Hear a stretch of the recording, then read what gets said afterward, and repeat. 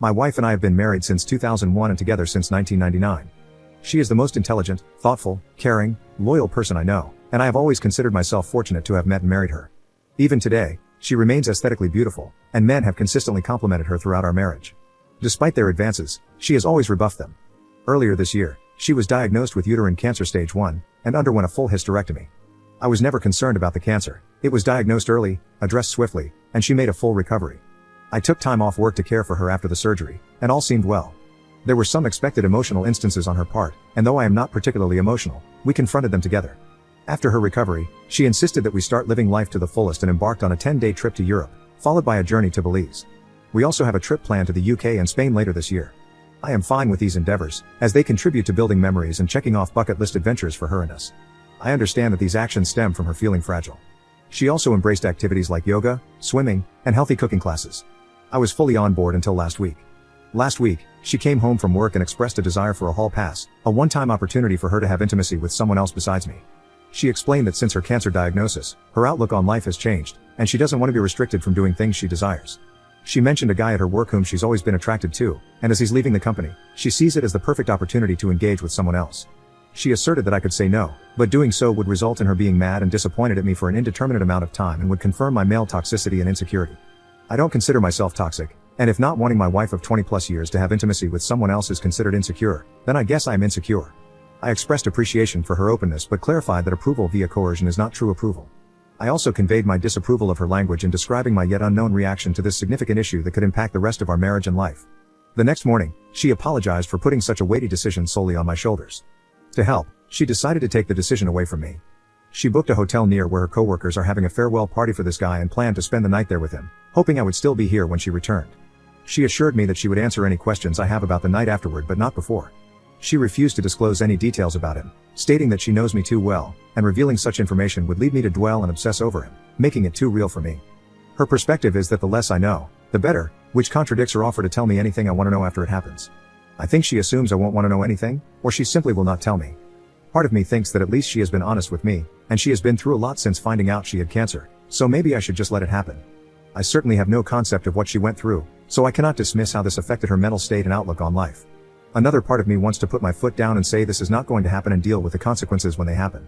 Her best friend called me callous for even suggesting that I wouldn't let it happen because I have no idea what she went through. I find it hard to believe that she is okay with the possibility of throwing away 20+ years of marriage over some guy with whom she has had no relationship outside of work.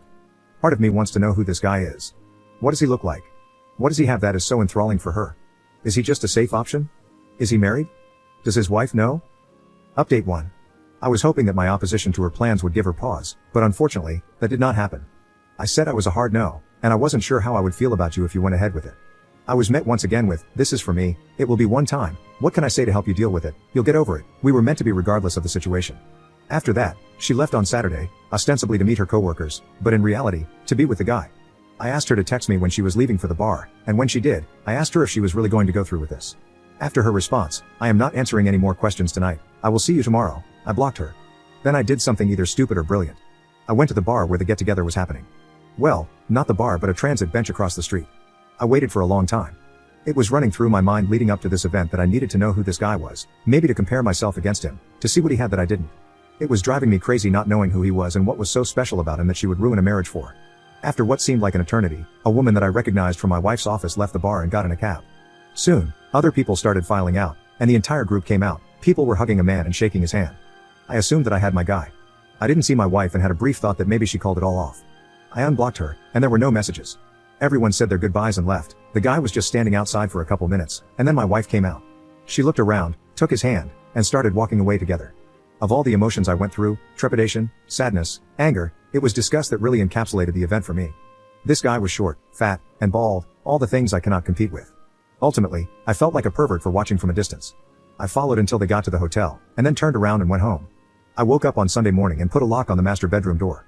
I moved her things to the spare room and left a note asking her to find other accommodations as quickly as possible. I visited another friend who is a lawyer, and he gave me some great advice and a couple of recommendations for divorce attorneys. When I got home, and as per my friend's advice, I recorded the interaction.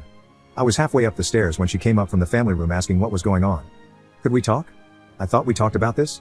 I just answered with, I am not interested in discussing this tonight, and went to bed. After not getting a response from me through the door, she left me alone. I feel kind of like a child for not talking with her and shutting the door on her, but I just couldn't look at her. On Monday, I got up and got ready for work. She was waiting for me and asked if we could discuss getting back to normal. I said, "You have been doing all the talking for the both of us for the last week, why don't you continue?" And left for work. Update 2. My lawyer wasn't available for a few days, so I was faced with the reality of having to live with my wife in the interim. I really didn't want to go home and have any discussion, let alone a discussion about our relationship. When I did get home, I was basically ambushed by her friends and my mother-in-law. Instead of taking the remorseful approach, they decided that a full court press was what the situation warranted, and I was basically berated by them. Her best friend was definitely the ringleader, but all of them decided to say such things as, "She's been through a lot, you don't know what she's been through, you have no idea what it is like to face something like this, this was a one-time thing, at least she told you she could have hidden it from you, she will never see the guy again, and my favorite, you are a monster for what you have been putting her through these last couple of days." I listened with a cold look on my face, and when there was a pause in their fury, I asked if they were all done now. Then I asked my wife if there was anyone in her circle of friends or anyone else that she forgot to tell about this. I quietly informed all of them that I was going to sit down with their husbands and tell them about how they were verbally abusing me, shaming me, and trying to coerce me into staying with a cheater. After I told them to leave, I said that I had no say in the entire event, and so they have no say in whether I stay or not. My soon-to-be ex-wife sort of apologized. She said that she regretted the entire thing. I said there is a difference between regret and remorse. You regret what happened because of the cause and effect. You have regret because your life will never be the same, our relationship will never be the same because you were wholly and willfully unconcerned about me and what I wanted. She asked if I had any questions, and she would answer them now, no matter how disturbing. I said that the one question I do have is, why? Not necessarily why this guy, why this low-end unattractive, unfit guy, but why someone else in the first place? She said that the cancer scared her to her core. She felt like she was rushing toward mortality and stepping out of that tunnel was appealing.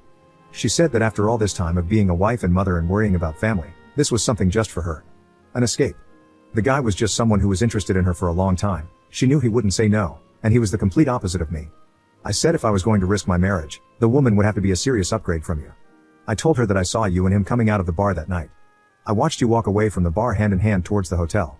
I said that you looked too familiar with each other and asked if there was something going on before all this. She said no, but who knows if that is the truth or not. I said that after all our years together, your lack of respect for me was astonishing. I finished by saying that I would never be able to look at myself in the mirror again if I condoned that level of disrespect and stayed with you. I said I hope we can go our separate ways amicably, and that I have an appointment with a lawyer later in the week. I again asked her to find some other accommodations, and she simply said, "I am not going anywhere.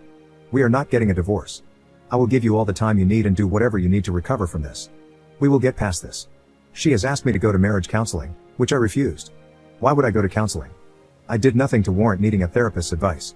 I had her served and gave her a notice to vacate because the house is my premarital asset.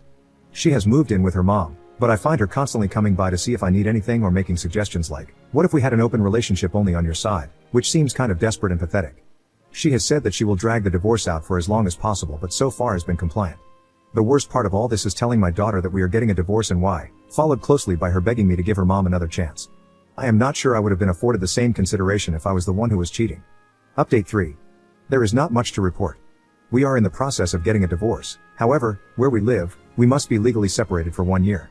My wife has said that she will give me whatever I want in the divorce if I agree to attend marriage counseling, but I am not interested. There was a bit of back and forth while we worked out what separation looks like in everyday life from this point forward. As a result, we have only just agreed to the confines of the legal separation, so as we move towards defining the divorce language, maybe my stance may change. I received a lot of messages about her friend group and my daughter, so I will clear up any misconceptions now. My daughter isn't taking her mother's side. She has always been a mama's girl, but she is very unhappy with her mom right now. Her initial reaction was just shock and held out hope that we would work through any issues and stay together. Now she accepts that is not going to happen. She has been limiting her interactions with her, but at the end of the day, she is still her mom. The friend group husbands were upset at the level of complicity of their wives in aiding and abetting the cheating and made them cut off my wife, but that seems to have been forgotten at this point. The best friend was the ringleader and seems to have taken perverse pleasure in actively creating scenarios where they would be in contact, at the very least encouraging to the point of causing her husband to question her motives. It turns out she didn't like me at all, and this was her way of sticking it to me. I guess she wins. I have decided not to date anyone for a while. I will not be getting married ever again. So that's all. I doubt I will post again unless she wins the lottery and I find it in my heart to forgive her.